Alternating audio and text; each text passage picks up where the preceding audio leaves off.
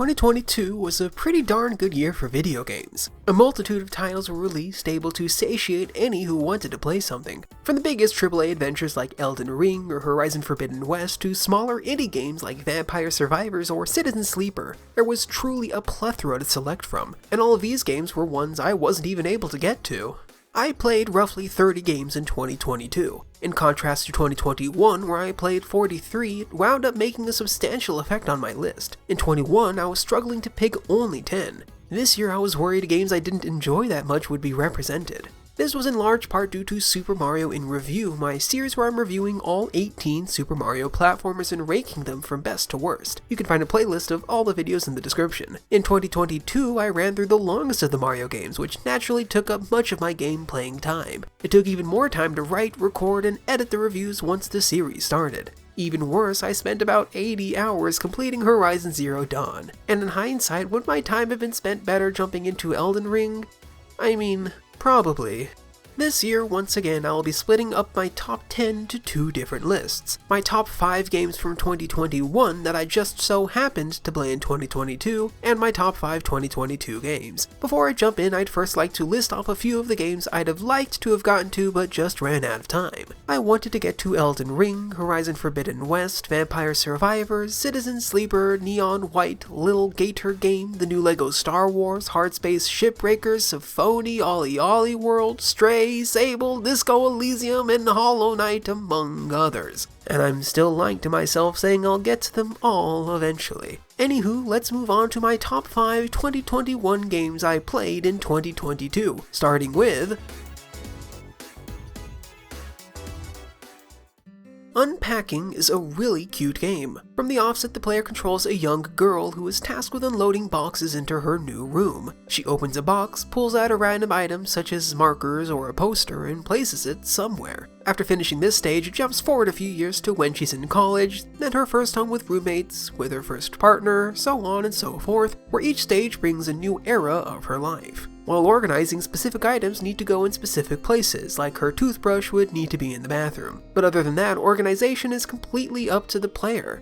This was a really therapeutic experience for me. I did love putting posters in just the right spot, organizing her sock drawer, or making all the cups fit on her kitchen shelves. Having played this on a PS5 and thus with a controller, moving objects across large screens or especially across various different rooms was a bit of a slog. It was even worse when I wanted to place something in a specific spot in a precise direction, but the controller mapping wasn't fully interpreting what I wanted. That being said, the game is beautiful. Every item is expertly crafted, done in such a way that even the most pixelated items are still recognizable. There are even some game or DVD cases I was able to recognize with such a limited amount of space, and every item and set piece in this game was given equal love and care. Although if I didn't know exactly what an item was, like the little stick to help slide shoes on, I found myself getting a bit confused as to where the heck it needed to be put. By the shoes, apparently. Overall, I really enjoyed my time. Watching this young woman grow from child to adult, seeing the things she kept, the things she discarded, the things she gained, painted a beautiful portrait. It's pretty darn short and managed to tell a really heartwarming story whilst only having the player unpack boxes.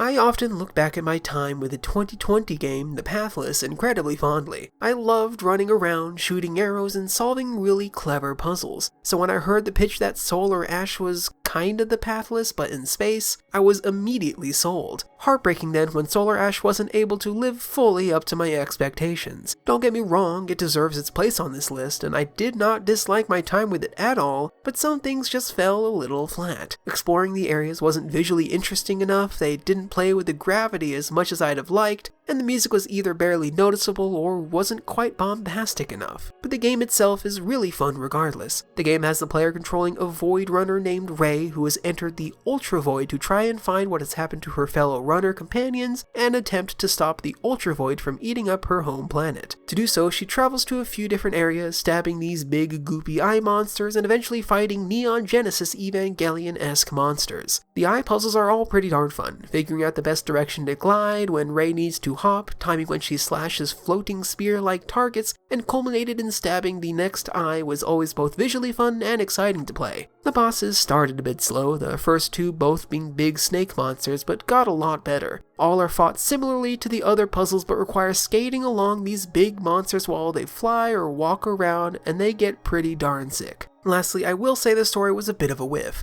They didn't quite nail the execution and the pacing was a bit off. I liked what they were trying to do, but it wasn't all the way there. Solar Ash is really fun. I bet this would be a pretty solid podcast game.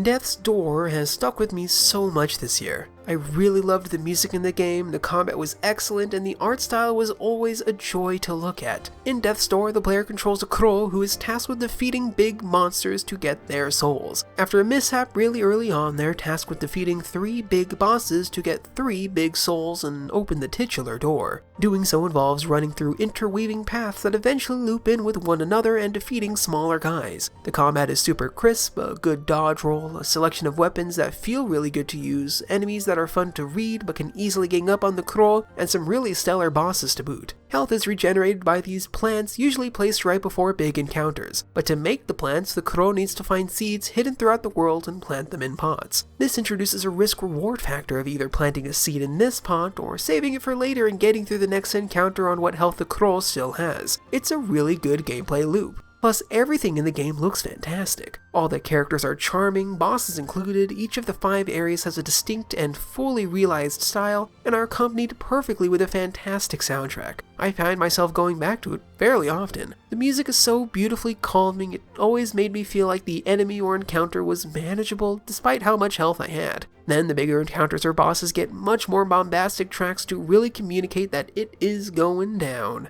I really enjoyed the story too. It was a nice platitude on letting go. The endgame story stuff is a bit weird, but at least it's optional. Overall, I had a really good time with Death's Door. Sometimes the gameplay loop just hits, and this one did it for me. And in a lesser year, this might have been up towards the top of my list, but we've still got 2 more fantastic games from 2021.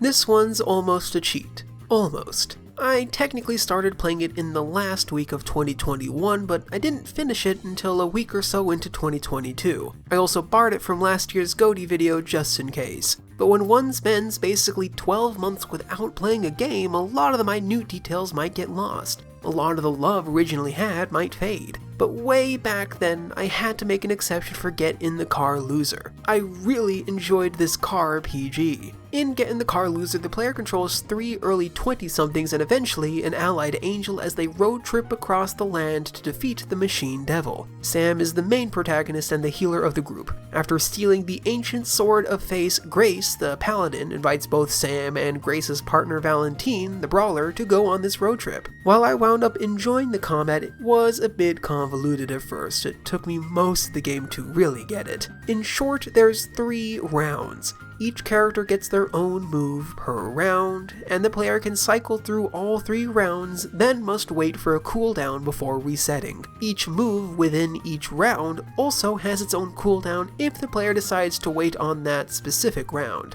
After grasping that, it's a fairly solid turn-based RPG, but I'll admit it's quite the hurdle. Not helped at all by the really cluttered UI. Look, the combat is pretty fun, but it's not why I love this game. What really endeared me is the characters and the story the game is telling. I don't find myself playing enough of them, but I love queer games with queer characters created and designed by queer people, and this is that through and through. And this game is telling a beautiful story, in this case about a trans woman coming to terms with herself while she is on a quest with her friends to defeat fascism. Sam's story is so well done, there's a moment 3/4 through the game that communicates so much with so little, and the overarching story is so hopeful. There is a government in this world that is content on letting fascism grow until just the right moment, but doing so will put so many innocent lives on the chopping block. So Grace and the group decide to say F that and just go stop this fascist cult before it can grow any larger. I mean, hell yeah! Also, there's a really cute tech girl in big glasses in literally only one scene, but I have weaknesses.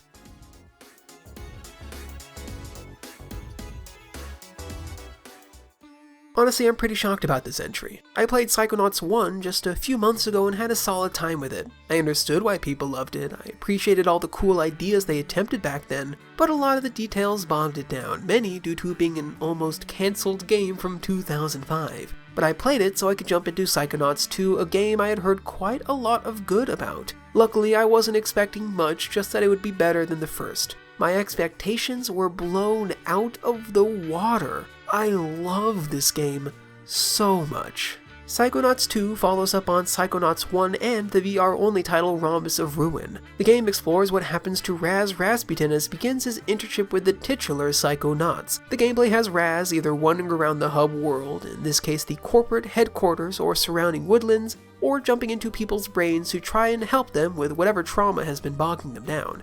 And look, maybe this is just recency bias. This is the most recent game I've played on this list, but I had such an amazing time. I had a permanent smile on my face while playing. The writing team has clearly grown in the past 16 years between games. There are jokes landing every which way, whether it's physical comedy or incredibly clever dialogue. It's one of the funniest, but not the funniest, game I played in 2022, and the mine stuff is so much better handled than in the prior entry. In 1, most of the mine's Raz entrants are either for tutorial purposes or are random residents of the late game asylum. Many of the cases they're afflicted with aren't handled with too much care either. There's no personal stakes for Raz, and there's no thematic through line from brain to brain. Psychonauts 2 has none of these problems. It makes sense why Raz is entering each mine, and in each case is able to make a personal connection, and the game treats the topic matters expertly. And to top it off, the game just plays so much better too. The hub areas are much bigger and are so fun to explore, it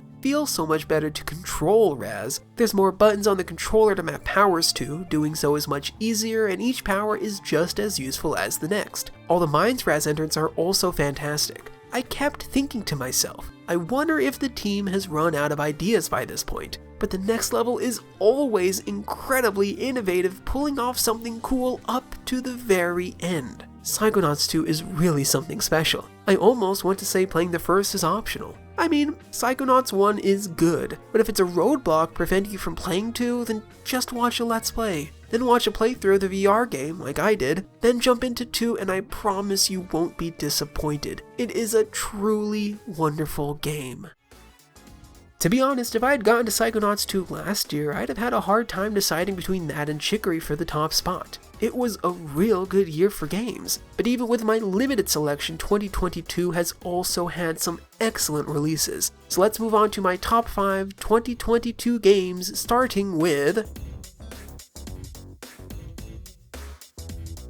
This spot on my list was almost taken by another game. Yeah, I have many critiques with God of War Ragnarok, but I enjoyed my time with it immensely. But just recently I was reminded of one specific moment from this other game. And this moment triggered an avalanche of moments that had me bursting with laughter, out loud, alone in my room. My time with the Stanley Parable Ultra Deluxe was truly fantastic. Ultra Deluxe has basically 2 different games in it. The original Stanley Parable is an indie game released on Steam built in Valve's proprietary gaming engine Source. It involves taking control of a dreadfully boring man named Stanley and either following Kevin Brighting's narration or going against his every word. And depending on the choices the player makes, different endings occur, the fourth wall is broken, and it's generally incredibly funny. For Ultra Deluxe, the new dev team Kroz rebuilt the original in the Unity gaming engine, but then also added so much game on top of it, it may as well be considered a sequel. The new content in Ultra Deluxe is once again narrated by Kevin Brighting, his new dialogue seamlessly interwoven with the old, and the game isn't just more Stanley Parable. All the new content is fully aware that it has been included years after the original game launched.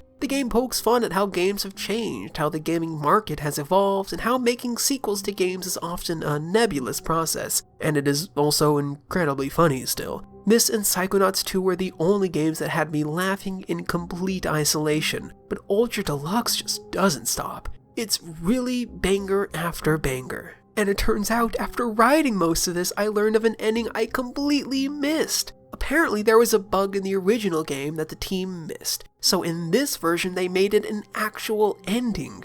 This attention to detail, playing with the expectations of returning players and making everyone feel as if they are part of an in-group, just makes Ultra Deluxe so special. And I wish not to spoil any more, although I think I've done a pretty good job thus far. All I'll say is I'd give my life for the bucket. Stanley Parable Ultra Deluxe is a truly wonderful experience.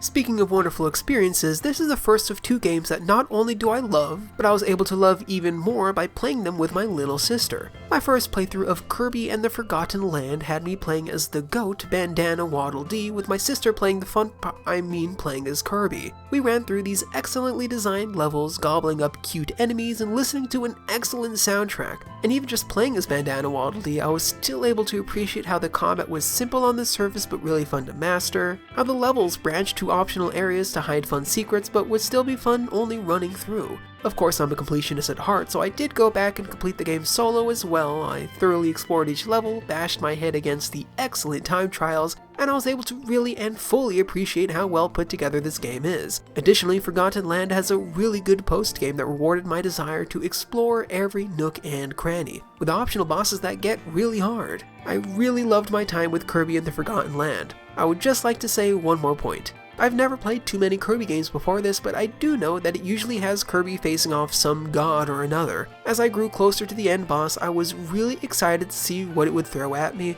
and I was not disappointed. The final boss, and especially the final set piece, was so cool. It made me feel powerful. Every button press felt like the weight of the world relied on me. It was so anime in all the best ways, while being a really good celebration of the game that preceded it. Kirby is really good actually. I should probably play Planet Robobot whenever I get the chance.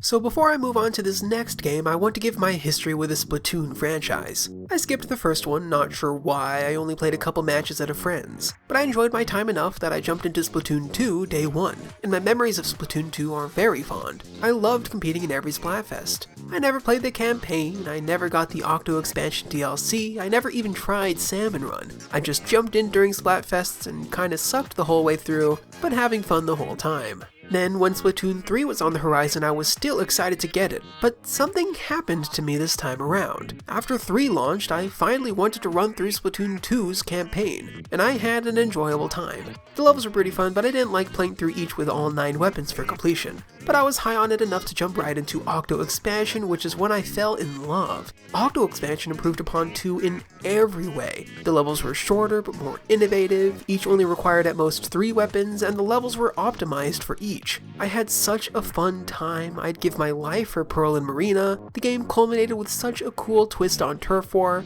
and it felt great taking down the optional boss fight at the end. It was a bit of a bummer that I'd never be able to use the cosmetic reward since 3 was already out though. But I was so high on Octo Expansion, I once again jumped right into 3, and let me tell you, my expectations were high, but they were fully met. I love Splatoon 3's campaign. The devs at Nintendo EPD were able to take the amazing level design ethos of Octo Expansion and combine it with the lessons learned from 2's main campaign to create a truly wonderful experience. I loved exploring each hub, the difficulty curve was planned well, none of the stages took too long, and each were paired with often hilarious commentary from the new Squid Break Splatoon. I especially loved the gag where one of the Squid sisters would have to tell me what the new captain was saying. Similarly to Kirby, Splatoon 3 goes to some truly bonkers places but feels fully earned. The members of Deep Cut make really fun appearances, and one of the bosses was an homage to Mario Sunshine that had my jaw on the floor with excitement. When people say Splatoon 3 is just a slight improvement on Splatoon 2, I think they are drastically overlooking how good this campaign is. While it is still good, they are mostly right when it comes to the multiplayer though. It is largely the same. The lobby system is better, and with the Big Run event I now had a reason to try out Salmon Run, which I found to be a blast. Although this does go to show how I generally only play this game when the big events are on, but I like it that way. Lastly, I've played numerous matches with my sister, including all my Big runs, and a lot of my Turf War battles. It was always fun cheering on one another when one of us got a good splat. Oh yeah, and the music is real fresh too.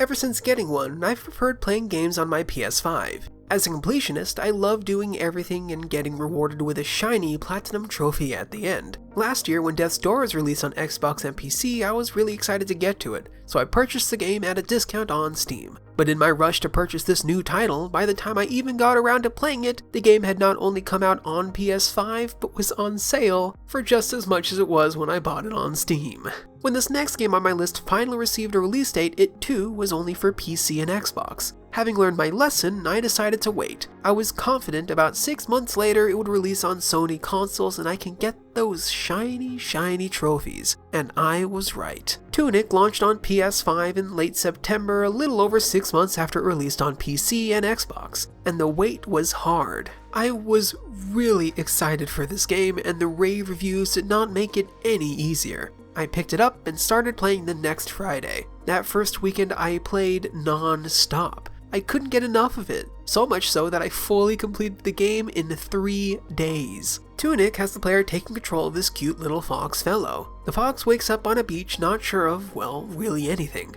They quickly find a stick to beat up slimes with, find what seems to be a fox goddess-looking spirit trapped in a bubble, and are then just spat out into the world. The big selling point was also my favorite part. Tunic does a wonderful job with secrets. I loved exploring every nook and cranny, looking for hidden paths, seeking out chests, and finding the most valuable of collectibles, the manual pages. Tunic has a full 50-page manual, but none of the pages are supplied from the get-go. They're found spread across the island for the little fox to find. Seeking them out often rewards the player with incredibly important knowledge. Some are maps of the overworld or dungeons. Some tell the players how to attack or to upgrade their stats. There are even hints to some mid to late game puzzles scribbled in the margins.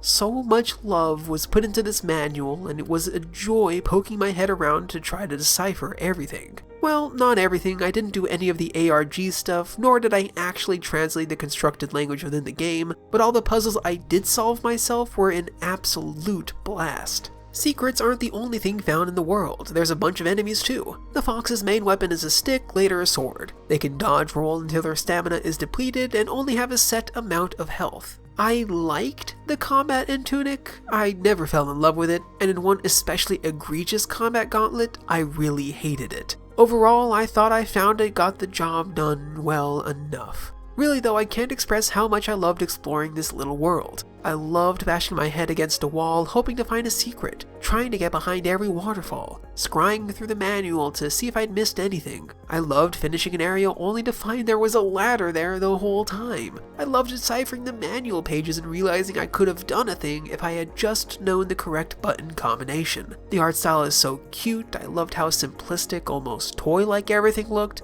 I loved the music, the overall themes were so chill. I really love Tunic.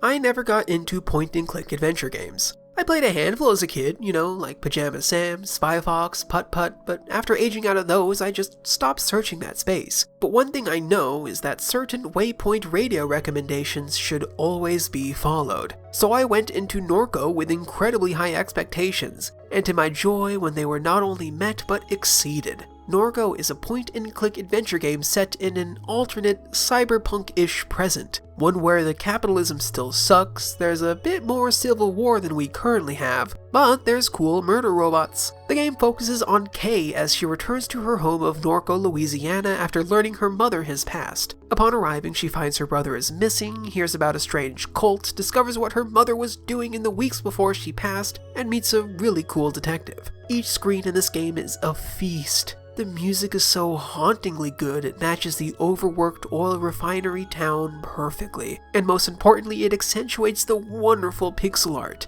Every sprite is rendered in immaculate detail. People look overworked and distraught, Kay's robot friend has galaxies behind her faceplate, the buildings are run down, the river calm but polluted. The aesthetics managed to suck me in every second I was playing, and it was a magical experience. But the aesthetics are only there to dress up the real meat, the beautiful storytelling. Every character speaks in a wonderful prose. The camera often shifts from Kay's perspective to that of the world, giving a much godlier outlook. And over the course of a few hours, the game hands out a piecemeal tragedy, giving truly saddening revelations long after they'd been actionable. And also you can make the detective put on clown makeup. One of the reasons I love playing video games is exploring how interactivity helps the player experience a good story. And while Norco isn't as innovative as a 13 Sentinels Aegis Rim or a Nier Automata, it uses the medium of point and click perfectly. With how much I enjoyed playing through this game, it was all but set as my game of the year as soon as I turned it on.